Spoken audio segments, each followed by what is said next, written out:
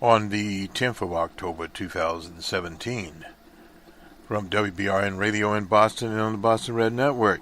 The title of the episode, The Pledge of Allegiance. You would think that in 2017 we'd not be talking about the Pledge of Allegiance. It was established as a firm law by the Supreme Court in, Justice Jackson, 1943. But nonetheless, we had a lady named India Landry down in Houston, Texas, had been seated for 200 days protesting the Pledge of Allegiance. Then last week, the principal informed her that she would have to stand for the pledge and be forced to leave the school. She chose the latter.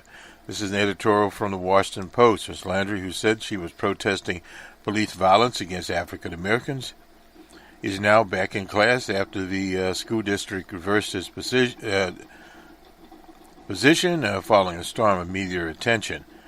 But she has filed a suit against her principal in the school district, arguing that being forced to stand for the Pledge of Allegiance infringed on her freedom of expression under the First Amendment. She was right. Supreme Court, of course, addressed that. We talked about that case, known as Jehovah's Witness case, could not be compelled to salute the flag. Freedom to disagree is not limited to things that do not matter much. That's from Justice Robert Jackson. He also presided over the trials, the tribunals after the war. He wrote, then affirming that that American principles that real patriotism requires not enforcing conformity, but embracing differences. Unfortunately, Ms. Landry's school is not the only one that would do well to read this opinion, if not as a legal document, then as a moral one. Several public schools in Louisiana have announced in recent weeks that student athletes will be required to stand for the national anthem at games, while private schools aren't constrained by the Supreme Court ruling. At least two have pulled football players from the field or off the team for anthem-related protests. Students have always fought the right to express themselves in school. What's different now is that the president, this is DJ Trump, has embarked on a multi-week effort to shore up political support for his base, which Reuters poll says is getting a little bit flaky. So Tony the Tiger is coming to visit him, attacking the political expression of NFL players, and we know why that is happening. That's last week, Vice President Pence. Now, as Mr. Jones down in Dallas, the owner there and master of the lot, has said that the Vice President has rights too. Well, we don't dispute that. But the problem here is by walking out of a football game that was in Indianapolis after players took a knee. It was an appearance stunt that cost the taxpayers $200,000 to shuttle Pence to the game and back. Trump tweeted that he had asked the vice president to leave if the players disrespected our country. Now, not standing for the Pledge of Allegiance does not mean they're disrespecting the country. What disrespects the country is when you have a party, the GOP, trying to literally put 20 or 30 million people out of health care. That is not only a disrespect to the country as it's disrespecting the Constitution and the flag. Period. It's burning the flag because you're burning the citizens. You are sentencing the citizens to death. Make that very, very clear. The players from the editorial have made clear that their actions weren't intended as an act of disrespect to the United States. As the safety from the San Francisco 49ers, Mr. Eric Reed wrote, living in a fair and free society includes the right to speak out in protest. Yet this nuance seems to be lost on DJ Trump, as Ms. Landry story shows, and others who have taken up the president's misguided call. This isn't the NFL, a school official reportedly said to Ms. Landry, who's an African American, before forcing her to leave.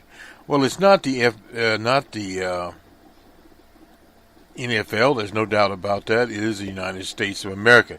It's unfortunate the president has chosen to distort the moral authority of his office into a bully demand that others adhere to his preferred view of the world. Well, that's not going to happen. I noticed H was doing, Hallie was doing a show there with Professor Lickman. He is a professor of history, and his book is on impeachment, the case for impeachment. Unfortunately, with DJ Trump, there's not a case for impeachment at this time. Impeachment, of course, is defined in the Constitution as committing high misdemeanors, basically speaking there. Well, high misdemeanors and other problems that arise, you could impeach an apple or an orange if it were the president. We're not talking about Agent Orange there. Anyway, nonetheless, where impeachment is a procedure, but in terms of where the House is at this point in time, you could bring articles of impeachment. Representative Waters, our own Representative Waters of Los Angeles, has them ready to file. But the problem is you couldn't get it through the House and onto a Senate trial at this point in time. And politically, it's not feasible because you'd have to deal with Pence, who is a former talk show host. I don't have to say anymore, right-wing talk show host. A true believer. An evangelical, born-again Christian, and you talk about him, there you are. You see on our marquee a class in Manhattan where they were pledging their allegiance in 1957. A long time back there. We'll go to Houston here and just look at this.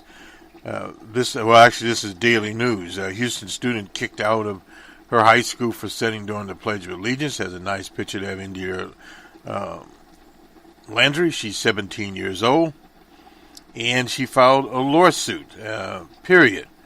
And this is the day as a senior who's allowed to return to school on Friday, but feels uncomfortable about what happened. She missed the Pledge of Allegiance on Friday, but said she'll continue to sit for the next week. A picture of the school there.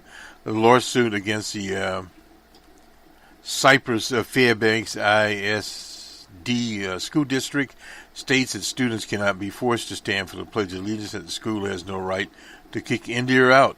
Students cannot be instantly expelled except for being a danger. That is in Mr. Randall Kallinen, I suppose. The only danger appears to be that her setting whipped the principal smothers into political frenzy. India tells the news that she started setting for the Pledge of Allegiance in 9th grade.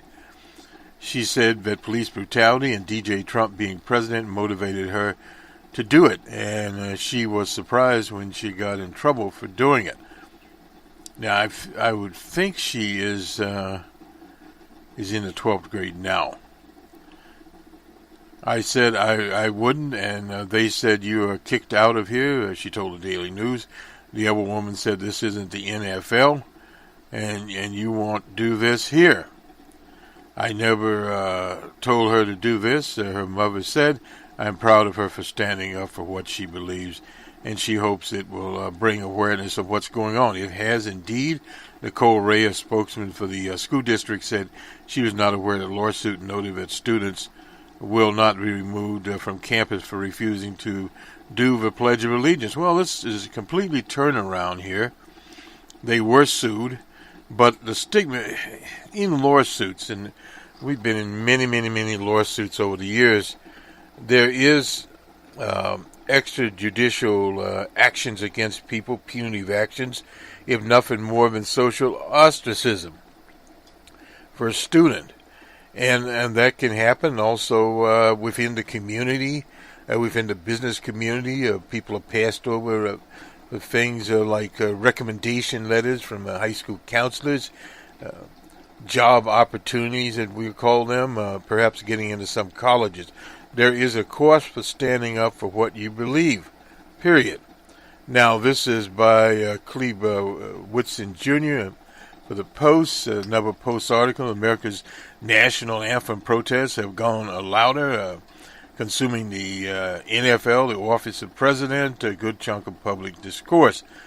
And this is also with India Landry. Landry, her own silent revolt there. She's 17 years old. She's a senior now, following the great tradition of Mr. Colin Kaepernick formerly of the San Francisco 49ers.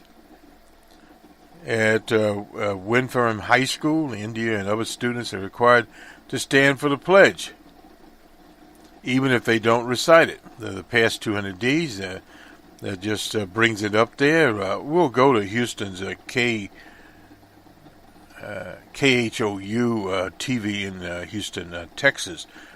Civil disobedience, excuse me, attracted very little fanfare, according to the lawsuit filed by her mother, Kizzy Landry, but on the 2nd she was expelled from school. After the punishment, the lawsuit said they told the girl to call her mother for a ride, saying she would be escorted out of the school by the police otherwise. A few days later, Kizzy Landry filed a lawsuit naming the Cypress Fairbanks Independent School District and the principal there, Martha Smithers, as defendants, seeked on specified exemplary and punitive damages. Period here.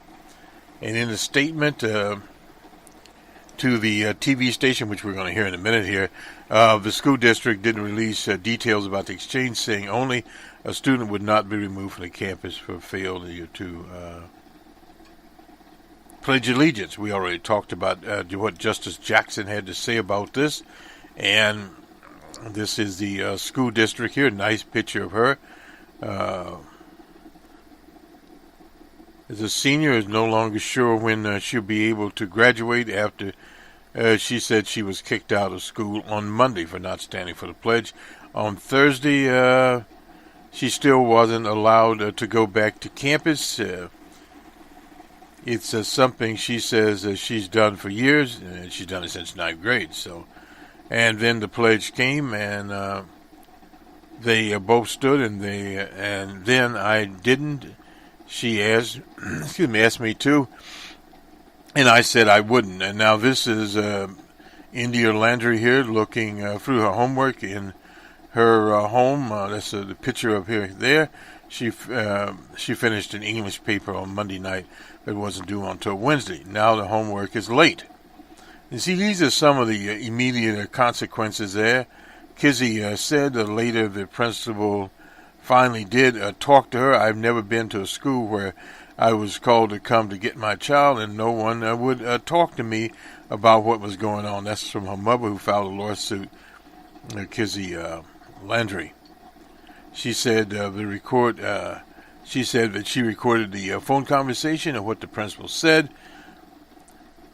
She can't come to my school if she won't stand for the pledge. That's what the mother said, Kizzy Landry. I don't think that the flag is what it says. It's for liberty and justice and all that, not obviously what's going on in America today. That's what India said, a smart young lady. It's never been a problem until now. They're making rude comments saying this isn't the NFL. You won't do this here. A mother said they're trying to work it out, but the school district began citing India's grades and absences. And all of a sudden, you have these issues with my child, but it's like this. You won't be saying something a long time ago. You wouldn't have been saying it a long time ago. Months away from graduation, India said she may only have two options: to stand or get her diploma. She soon make a decision. I won't stand because it's going against everything I believe, India said. The school district responded with the following statement: a student will not be removed from the campus for refusing to stand for the pledge. We will address this situation internally. The school district has a policy that if you don't say the Pledge of Allegiance, you still stand unless a note from your parents. Kizzy said she tried to write a note, but was told by her daughter she would not be allowed back until she stood. KHOU has also reached out to civil rights attorney. This is Randall Kallinen, who said this is a violation of the First Amendment. We talked about that also. So, in other words, this is what it is. Let's see if there's any sound here we can get while we take care of this particular item here. And there's a couple of other little things we'd like to address here while we are working on this. We may or may not be able to get...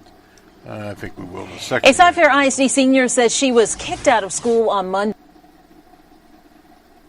for not standing for the Pledge of Allegiance. Yeah, she is telling us today that this is something she has done for years, but it wasn't a problem until now. Janelle Bluto joins us live from the school with the details. Janelle?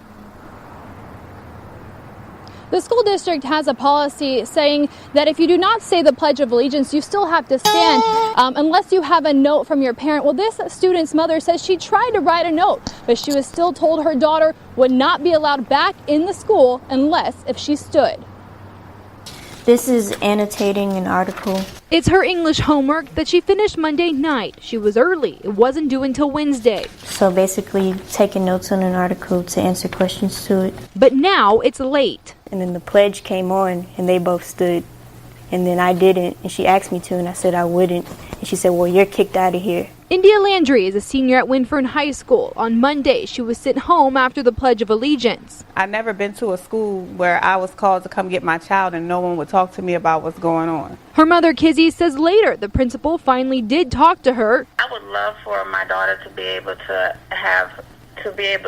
exercise her rights as well. Kizzy recorded what the principal told her, telling me that she can't come to my school if she won't stand for the pledge. It's something India has done for as long as she can remember. I don't think that the flag is what it says it's for liberty and for justice and all that. It's not obviously what's going on in America today. It's never been a problem until now. They were making rude comments saying this isn't the NFL, you won't do this here. Mom says they've tried to work it out, but then the district began citing India's grades and absences. All of a sudden you have all these issues with my child, but I'm like, if it was like this, you would address this a long time ago. Months away from graduating, India says she may only have two options, stand or get her diploma. She knows her decision. I wouldn't stand because it goes against everything I believe in.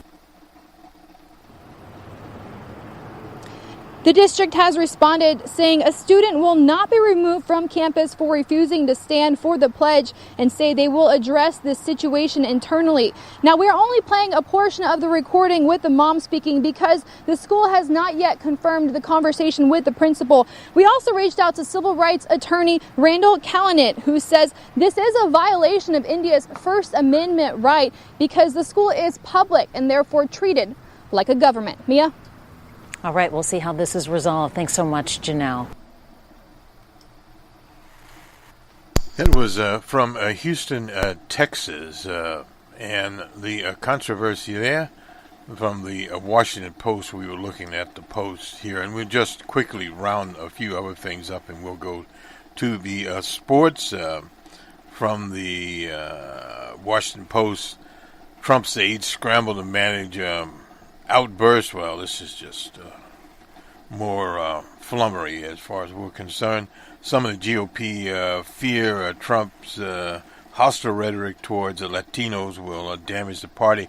That has been brought up before. We were talking about that in a political discussion I had with one of my colleagues, and the same basically a situation happening there, and will no doubt happen again as far as that is concerned. And of course, that evaluation will be made, and it will continue to be made. We just finished up a book by Cheryl Atchison, and very interesting book there by old Atchison and her take, as one would say here, on smear, as she called it. She provides her alternative definition. We'll do a book review there, as we used to do when we were in school. Anyway, we'll do that and bring it out now.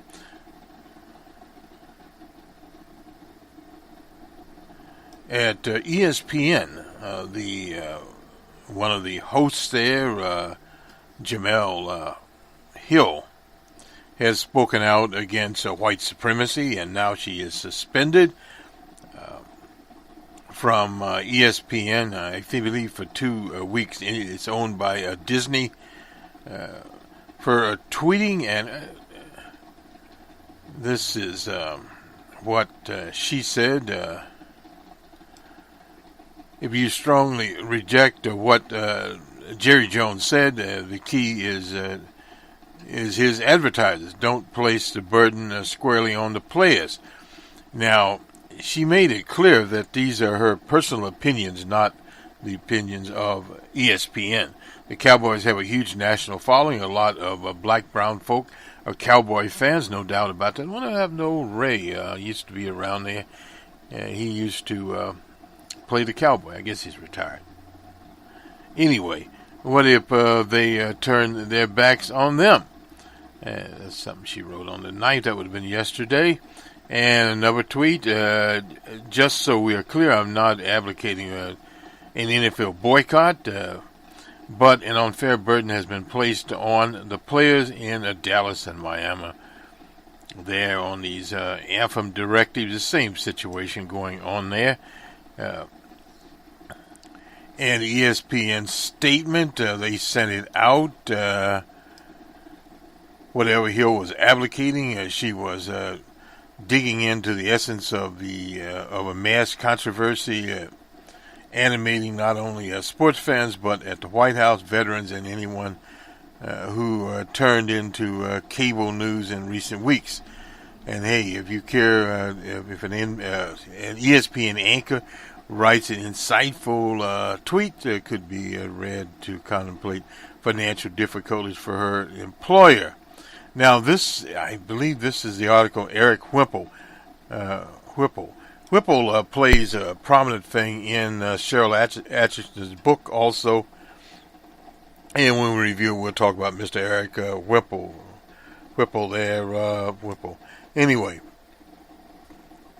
there is so much to say about this move. First, is in a miserable habit of relying on suspensions, a tactic that helps no one, nor the organization, nor supposedly the misbehaving party, nor the business model. Nothing. This is Eric Whipple speaking here. He doesn't know what he's talking about. Next is the tweet itself, which relies on just a sort of quick thinking for which Hill is paid good money at ESPN. The business with Trump, the NFL peaceful protest, is not going away, in part because Trump and Pence don't want it to. There's no doubt about that, with his own aristocratic announcement about the consequences of kneeling. Jones is sounding lots like an NFL stand-in for Trump. Well, Jones did get down. I give it to Jones. He got on his knees, showed unity there. That said a lot at that time. Now he's been pressured to change his mind. So just what did Hill run afoul of the guidelines? Strictly governing commentaries. Anyway, there's some ESP. I won't go into those. We don't know how exactly Hill communicated with colleagues before her Jones tweet, perhaps. Not much. The presentation should be thoughtful and respectful and should never suggest an outcome detrimental to the multi-billion-dollar interests of ESPN. No doubt about that. That is from the guidelines. And cut it out. ESPN will crack Hill's impulsive tweets. That's a reference to this. DJ Trump is a white supremacist who has the largest surrounded himself with other white supremacists. That is something she wrote and she's wrote Jamel Hill on the 11th of September. So she is out there.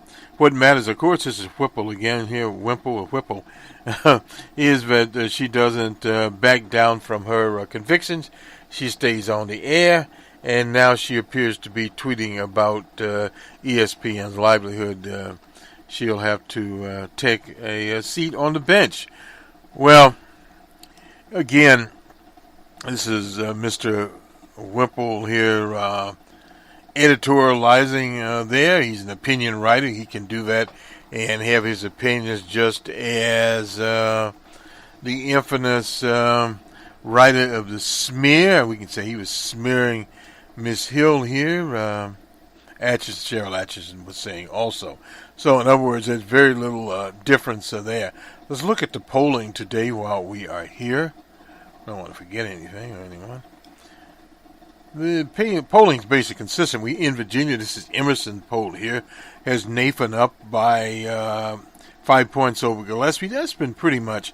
And then the Christopher Newport University, 7 points for Nathan. So basically, we look at it on top of it, margin of errors.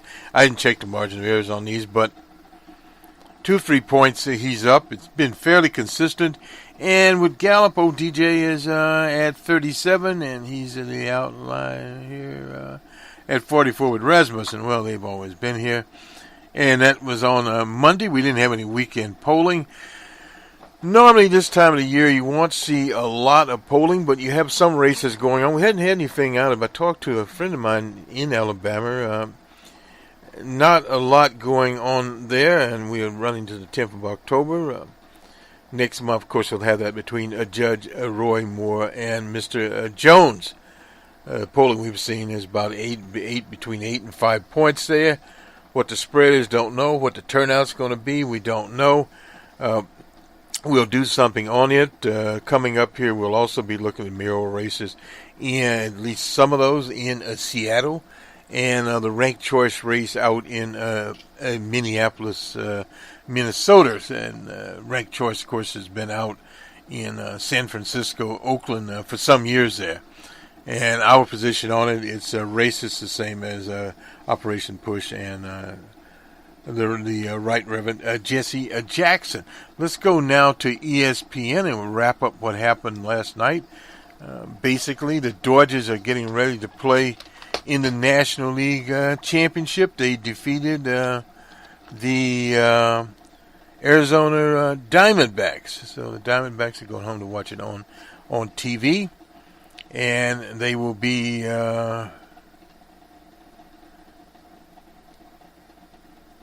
looking, I suppose, forward to whomever they will get between the Cubs and the Nationals. And let's go to that.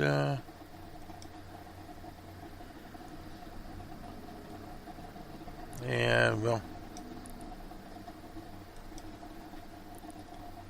we'll get the scores here in a minute, at least. We hope. From last night. Incidentally, our Red Sox have been eliminated. The Astros took care of that. The Red Sox are also going home. The Red Sox and Astros in Fenway Park. Astros are 5-4. The Astros had 12 hits, no errors, and the Sox 9 hits and 1 error. Mr. Vanderler was the winner. Mr. Sale was the loser, and the save was to Giles. The Nationals and Cubs in Wrigley Field. 2-1 Cubs, the line score there. The Nationals had 3 hits and 1 error, and the Cubs, a terrible game. 4 hits and 4 errors. Mr. Carl Edwards Jr. was the winner. Mr. Kibler was the loser, and Mr. Davis used to be with Kansas City, got the save.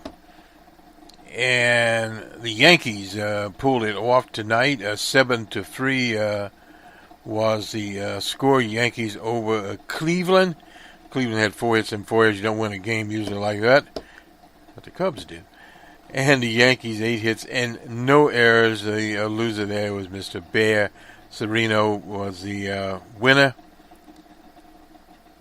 That contest. And the Dodgers are 3-1 over the D-backs. D-backs are eliminated. Mr. Cranky took a bitter loss, no doubt. The line score here, 7 hits for the Dodgers, and no errors, and 3 hits, no errors. The offense just didn't take care of Mr. Kimberly. Mr. Jensen was a winner. Mr. Darvish was the winner. Mr. Jansen had the save in that contest. So we're shaping up to see exactly where we are going with this. We'll start on Saturday in Los Angeles, the National League playoffs, and we don't know who will be there. We'll see who is there, and let me just look at the schedule here quickly as we move on. We got the division games here, division series. I'm sorry.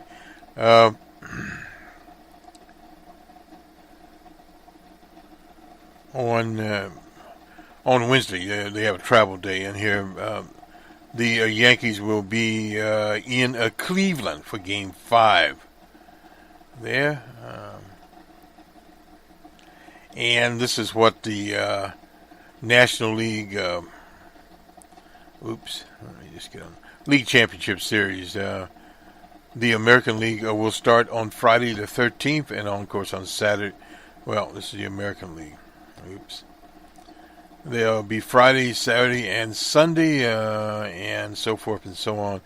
Game 7, if needed, will be on October 21st. That's the American League. And where are we going here? League Championship Series, the American League Championship Series. Somewhere here we'll be going. The National League starts on Saturday in Dodger Stadium in Los Angeles, and that'll be on the 14th, and will continue to the 27th. That will be 22nd. Excuse me. That will be Game 7 if need be, and the World Series will start on Tuesday, October 24th. And whomever comes out of this, and will end Game 7 if needed on the 1st of November. On a Wednesday, and let's see, that would be, So the next week would be Election Day in Virginia and in Alabama and wherever else they want to have an election, I suppose you'd say. So that is where we're going there. Let me just look very, very quickly here. If something, Reuters has something on Mr. We won't get into that one. DJ Trump calls for tax law changes for the NFL over the protests. I'm not sure what he's up to there. But the title of the episode, The Pledge of Allegiance, we'll see. Why is the NFL getting a mass tax break at the same time disrespecting the anthem, the flag, and the country? Change the tax laws. That's all he had to say.